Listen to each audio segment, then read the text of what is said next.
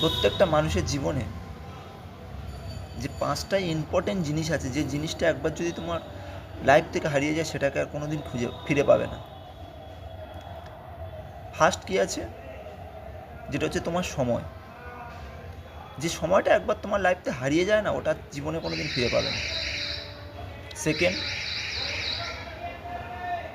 হচ্ছে তোমার হারিয়ে যাওয়ার বয়স। যে বয়সটা একবার যদি তোমার লাইফ থেকে হারিয়ে যায় সেটা আর কোনো দিন ফিরে পাবে না। 3 নম্বর হচ্ছে তোমার হারিয়ে যাওয়া বিশ্বাস। দেখো, বিশ্বাস হচ্ছে এমন একটা জিনিস না, যেটা যদি তোমার লাইফ থেকে একবার হারিয়ে যায় কোনো দিন আর ফিরে পাবে না সেটা। এটা হচ্ছে ফ্যাক্ট। 4 নম্বর হচ্ছে তোমার হারিয়ে যাওয়া সুযোগ। কথায় আছে, সুযোগ আর বিপদ বলে কয়ে আসে না কোনো দিন। সুযোগ তোমার লাইফে হঠাৎ করেই আসে এবং বিপদ তোমার লাইফে হঠাৎ করেই আসে, সেটাকে ধরে নিতে শিখতে হবে। আর 5 নম্বর হচ্ছে, যেটা হচ্ছে সবথেকে গুরুত্বপূর্ণ এবং সবথেকে ইম্পর্টেন্ট, যেটা হচ্ছে তোমার মুখ দিয়ে একবার বেরিয়ে যাওয়া কোনো কথা।